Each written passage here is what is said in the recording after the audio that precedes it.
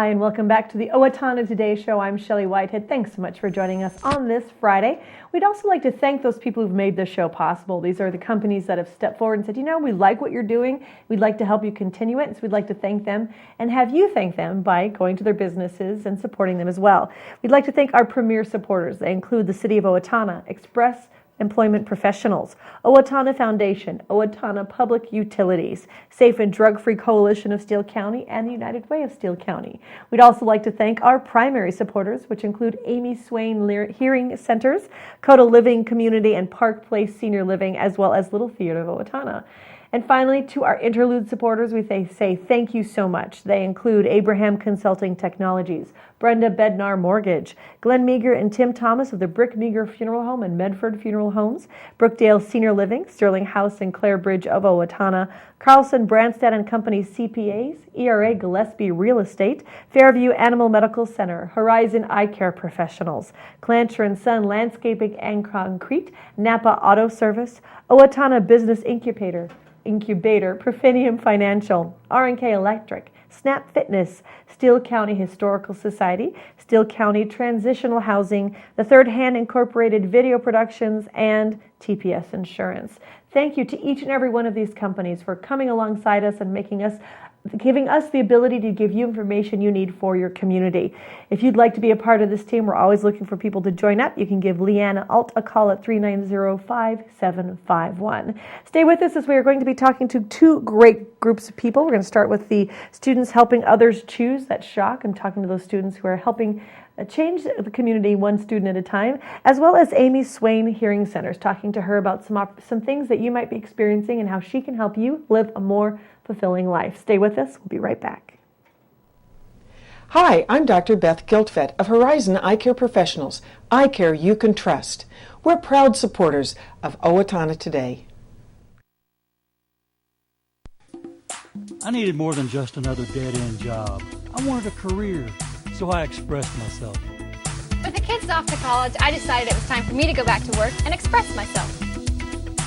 Express got me in touch with some really great companies. Now I'm on my way to a great career. Express Employment Professionals is in contact with thousands of companies in need of quality employees. Come in now and get the job you deserve. Express yourself today.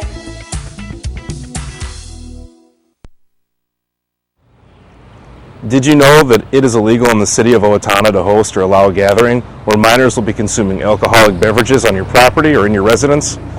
Did you know that it is illegal to provide minors with alcohol unless they are your own kids in your own home?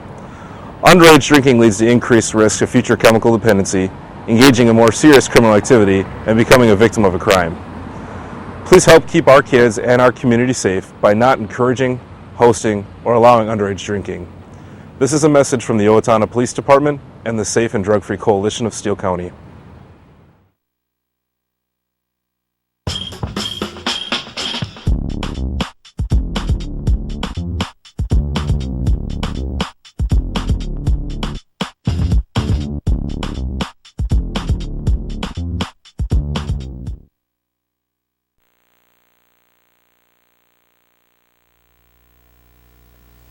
We are on location now at the Amy Swain's Hearing Center. Hello, Amy. Hi, how are you? I'm good. Nice to have you along on this beautiful day. Yeah, it is gorgeous. And we have learned so many wonderful things from you before, but today you want to talk about something I think a lot of us experience at least some point in our life, whether you're young or if you're a senior citizen, and that's ringing in the ears. Yes, I have a lot of clients that come in and talk about ringing in the ears. I have a lot of clients that aren't clients that talk about ringing in the ears. So it's just, probably a prevalent thing that most people are going to experience. Yeah. What are the different kinds of ringing, causes of the ringing? Some people will talk about the ringing in their ears being like the sound of a cicada. They also will talk about a roaring type noise or a blood type rushing noise. Some people just say it's a high-pitched whine. It all varies. So, there's got to be different ways of trying to mask that out so people don't notice the ringing in their ears. Okay. There isn't like a surgery for things like that or a device? There's not a surgery, so there's no treatments, and nobody really knows the real cause about it. Sometimes it's a symptom of a hearing loss. Okay. Sometimes it's caused from noise damage, maybe some medications they've taken, maybe even an illness. And noise damage, especially if you've worked, well, I mentioned in construction, if you're around a lot of construction, like that too. A lot of veterans will say they have ringing in the ears. Very, very problematic. A lot of people find it difficult to sleep because of the ringing in their ears. If they can't learn to ignore it and get used to that sound around them, then they need to have a little bit of help with some devices. There's no way they can reverse it then if something that... There's really no way to reverse it. I mean, sometimes you see on TV where you can order some pills or some supplements or vitamins or something that might possibly help, but I've never had anybody come into my office and tell me, yes, I took this supplement and then the ringing was gone. I've never had anybody tell me that that's worked for them. I know when I've had it, it's a lot like if you have a congested head and a cold, the noise in that respect. Yes. And that, so there's a lot of different causes. So someone comes in and they describe, is there a different treatment for different kinds of ringing, or when you figure out where it came from, is it a different kind of treatment, or is it kind of generic? Well, fortunately, what we're finding is that the hearing aid industry is getting involved and trying to help people cope with the ringing in their ears. And there's several devices that are not only just hearing aids, but they also offer within the programming of the unit the ability to introduce sounds to help mask out the ringing in their ears. Some of them use like a white noise or a pink noise that's more like a kind of noise, and it's very, very soft, just enough so that they don't listen to that or pay attention to that. It's to help make them take their attention away from the ringing. Like a background noise when you're in like a restaurant, there's kind of a din in there and you just kind of ignore that, kind of blends in? Something like that. They also have some products out there that do more like chimes. So you'll hear like a little zen or relaxation type thing for, it's not really a melody. In fact, they have different ones you can play in there, but it's not a melody, and you can speed it up, slow it down, change the pitch, depending on where the ringing in the ears is at. Okay, so it can be in different spots in your ears?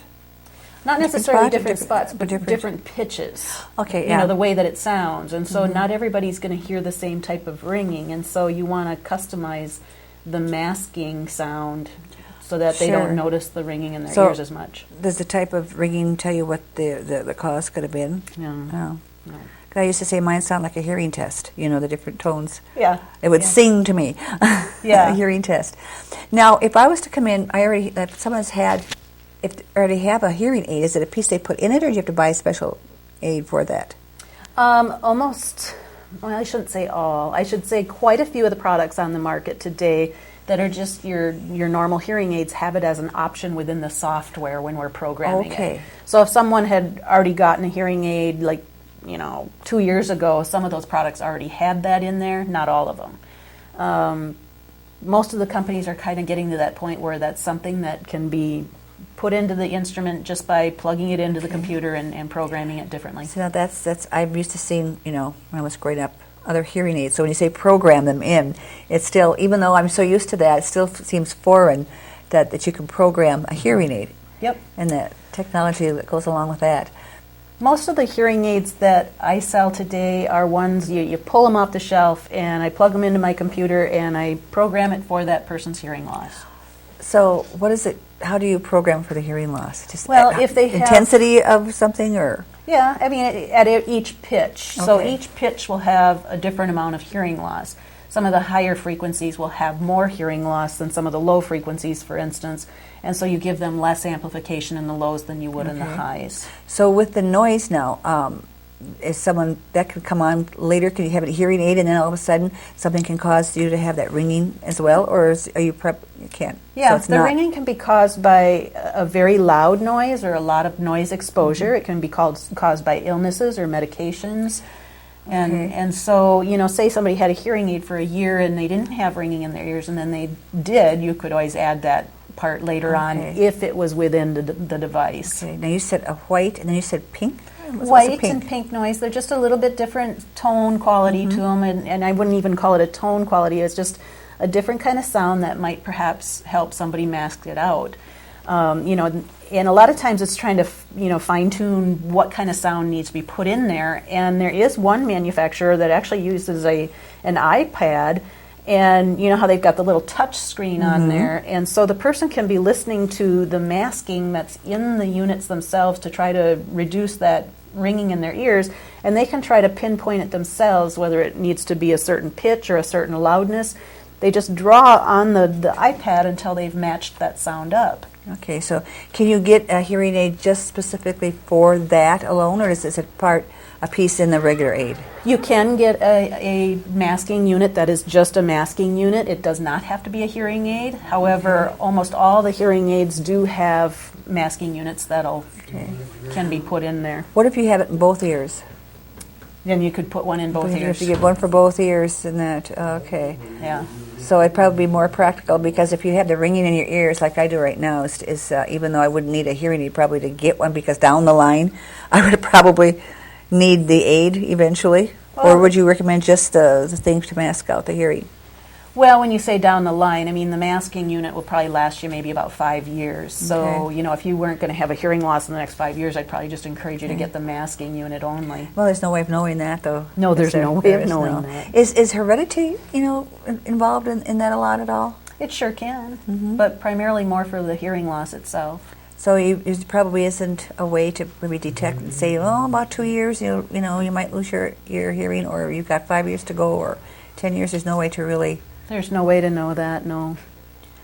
So is this something that's pretty new that you are just coming with now, or has it been around for a while? It's been around for a couple of years. Maskers have actually been around for many years, but they were never really all that effective because we weren't able to program them and give them different tones and pitches and that type of thing. So now with the flexibility, they've become much more helpful to people. Okay. I have one gentleman who the ringing in his ears is fine during the day, it doesn't bother him, but at night he couldn't sleep, and so there he was wearing the masking unit just for at night so he could sleep. Yeah, there's more sounds during the day to help to mask that naturally. Yes. But then at night, you're left with your thoughts and the sounds. You sure are. And he said, gosh, it's amazing that what can happen is at night, he says, it's almost like the ringing knows I want to relax and go to sleep, because that's when it gets louder. Well, I've even thought about an iPod with soft music on to go to sleep by. Oh, yeah. But I don't know if I want to get dependent on music. Yeah. You lose your iPad. And yeah, you might not want to get too dependent. And there are those devices, you can get them at Brookstone and some of those other things that play different sounds, like the chirping of birds or the waterfall or even just the white noise again, and some people will buy those and have those next to their bed. Well, I'm glad to know that. I think we'll have to talk. And I'm sure there's a lot of other people, viewers, that probably are thought that they have to live with that when you don't have to. Yep. I mean, you do learn to adjust to things, but there's some things that you shouldn't have to if you don't need to. Exactly. So, well, Amy, thank you for another informative session. We always enjoy coming here and learning so many things that's helpful to everyone of all ages. So we look forward to next time. Great. At the Amy Swain Hearing Centers. We're going to send it back to the studios now for some messages. Hello, I'm Sean McNulty. And I'm Deb Gillard with Brookdale Senior Living, Sterling House, and Clarebridge of Owatonna. And we are a proud sponsor of the Owatonna Today Show. Hi, I'm Rick Smith, Golf Course Superintendent of the Brooktree Golf Course. Brooktree is an 18-hole championship golf course featuring well-manicured greens, tees, and fairways. We are open to the public. I challenge you to find a better maintained golf course for the money we charge here at Brooktree. Come on out and play Brooktree, a great golf course. Everyone deserves opportunities to have a good life. A quality education that leads to a stable job, enough income to support a family through retirement, and good health. But the reality is, many children fall behind, many families are struggling, and many others are in poor health. United Way's goal is to find long-term solutions. Thanks to a grant from the Otto Bremer Foundation, we're hosting community conversations this year to address these issues. If you'd like to join us, please call our office.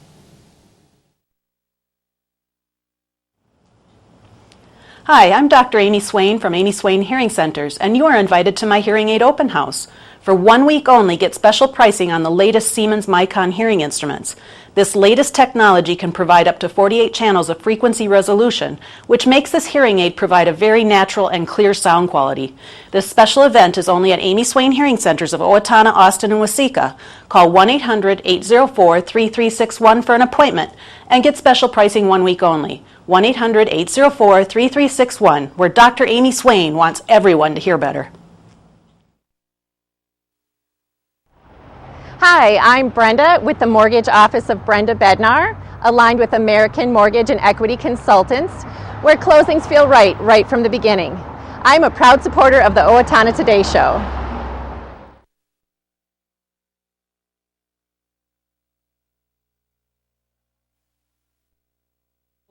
Coming up next week is Red Ribbon Week, and that's sponsored by SHOC. And we have lots of bright and shiny faces sitting here with us, along with this advisor. We're going to find out about SHOC and Red Ribbon Week. And the students we have are Jessica Sawyer, Michala Hanson, Michala White, and Lauren Johnson.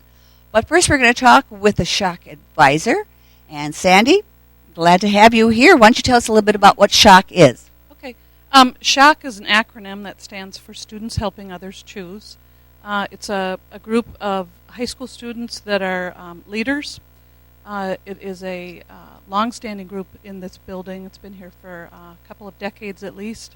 We have about, 80 students this year. We have a pretty enthusiastic group of kids. And they are active throughout the school year in a lot of ways, providing a lot of education and support, empowering kids, their age, younger kids, to make healthy choices. And you are its advisor. What is your function outside of being advisor? I'm a licensed chemical dependency counselor, and I work for the school district as the chemical health coordinator. So I'm in and out of a lot of buildings, try to provide support for kids that may be having some struggles, and of course for their parents as well, because a lot of times parents are really looking for resources and the support themselves. How long have you been advisor? This would be my 6th year. Good. So we're going to talk to some of these bright, shiny faces over here that are with SHOC. And your name is? Jessica Sawyer. And Jessica, what year in school are you? I'm a sophomore. Why did you choose to become a member of SHOC? I decided to join SHOC because I wanted to have fun without doing drugs. Oh, good idea. Okay. Now, as we said, Red Ribbon Week coming up next week. Do you have a particular function? Why don't you tell us a little bit about what you are going to be doing with that? I'm going to be at the kickoff, and I'm going to be painting kids' faces, so it's going to be really fun. Okay, and where is the kickoff and when? It is at Central Park at 5 o'clock. And what day? On Monday of Red Ribbon Week. Okay, you said you're going to be painting faces. Yeah. So are you an artist? Kind of. I started last year, and it's just something that I enjoy doing at the kickoff, so I'm going to be doing that this year also. Now, if someone was thinking about joining SHOC, what would you tell them to probably, help them decide? I'd say talk to Sandy about it, and it's probably a good idea because it's really fun. Good, yes, I do hear that a lot. And now we are speaking with Michala White. I'm a junior in high school. And what are you going to be doing with the Red Ribbon Week? Well, last year I was at the information table, which is when the parents can come by and they can pick up information. We can talk about just like different things with staying drug-free and different little pamphlets, and I'll probably just do the same thing this year. And I'm going to ask you, too, why did you choose to become a member of SHOC? Chose to be a member of SHOC so I can be a role model to those who are younger than me or in the same grade, and to let them know that you can have fun without doing drugs. And how's it been going for you so far? This is your 2nd year, you said? Yes. I really like it. I'm an officer, so I kind of get to do some of the behind-the-scenes things, and I really, really enjoy it. So. What position do you hold? Well, there's just 4 officers, and we're just like a board, so not a president, vice president? Nope. Oh, okay. Just a board. Okay, so just an officer on the board. Well, thank you. And similar to a captain of a team. Okay, good. Yeah, that's a good way to look at it. And you are? I'm Lauren Johnson, and I am a sophomore this year at the high school. And what are you going to be doing at the kickoff? I will also be face painting because we did that last year and it was so much fun. We have a nice lady that teaches us how to do it, and all the kids are running around with all their face paintings, and it's just a super fun time. And why did you choose to become a member of SHOC? I became a member of SHOC because I wanted to be a leader, and I wanted to show people that doing drugs isn't really, you don't have to do them to have a lot of fun, and I just like being involved in a lot of different things, so it was a fun extracurricular activity for me. What are some of the extra activities that SHOC sponsors or that you do as a member of SHOC? We work at the teen nights for the junior high, and we work at activity nights at Willow Creek, so we get to work with a lot of the younger kids, and we are well known there, and they absolutely love us, so it's a lot of fun. So basically, when you say role models to younger kids, it's not necessarily to a freshman. It's the elementary school and junior high. Yeah. We also do classroom visits for the 5th graders, and so we get to teach them about ways to say no to drugs and ways just to not do drugs or alcohol. So it's a good thing for us. Great idea, but it's a tough job. And now we have Meretta Hanson, and I'm a sophomore at the high school. And what are you going to be doing at the kickoff? I will be working at the games, so I'll just make sure that the kids are playing and having fun and enjoying it. What kind of games are you going to be having? Just a whole bunch of yard games like ladder golf and stuff like that. And is this your first year, second year? This is my second year. Why did you choose to become a member of SHOC? I chose to join SHOC because I wanted to prove that you can have a fun life without using drugs. Good idea, great concept. Now, also, if someone comes up to you and approaches you and says, I hear about this SHOC, what do you make friends? What do you do? What's it all about? What are some activities that you do? Well, we do a lot of things. You could do classroom visits, or you could help at the teen nights, and I'd say that they should join SHOC because it's a lot of fun. Okay, now I'm going to come back over here to Sandy. We've been talking about the Red Ribbon Week and the kickoff. Sandy, why don't you remind us again when the kickoff is? The kickoff is Monday, October 21st. It's down in Central Park, and it'll be from 5 to 6:30.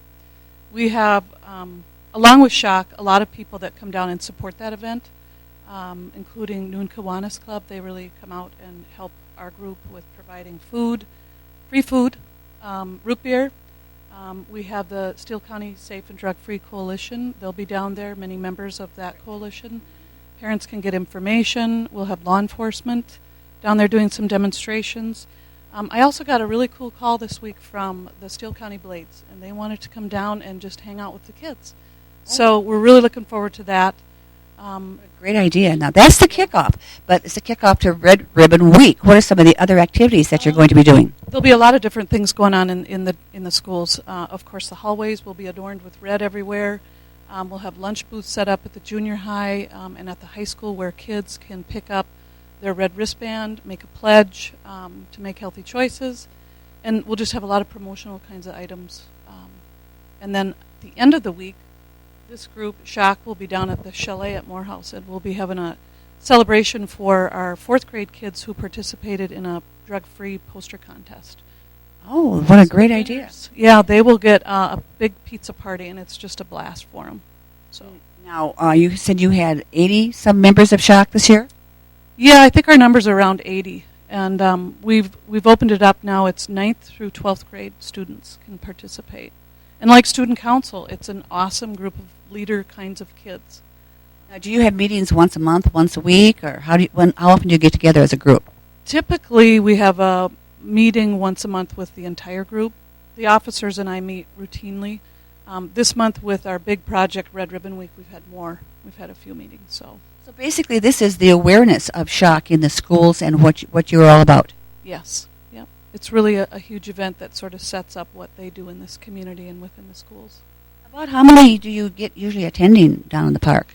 You know, it varies. The weather helps if we have good weather. And I appreciate, having the time with the group on your show. It really gets the word out to families. We had like 200 last year in the park, so it was fun.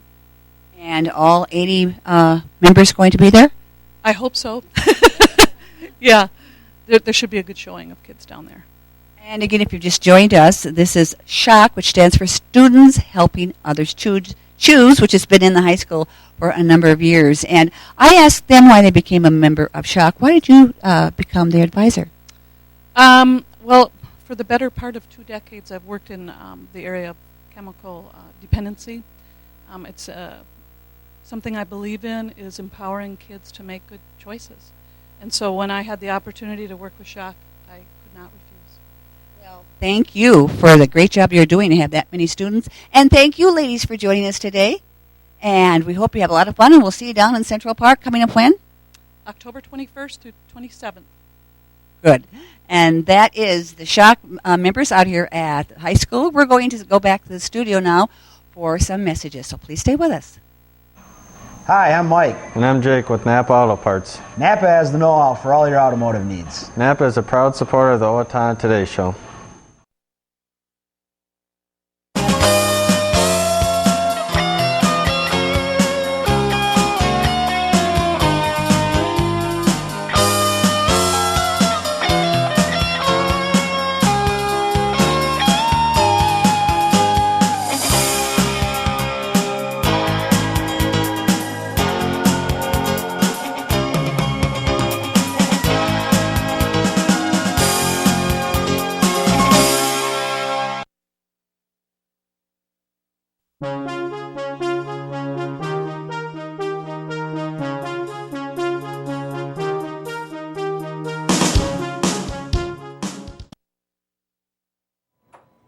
Now we're going to take a quick look at the community announcements in your area so you'll know what's going on. The Owatonna Hospital, Courage Kennedy Rehabilitation Institute, and the Owatonna Mayo Clinic Health System are sponsoring a free educational seminar called ACLs, Concussions, and More. This is on Wednesday, October 23rd at 6 p.m. It's at the Mayo Clinic Health System, room 2200. They're going to talk more about concussions and ACLs.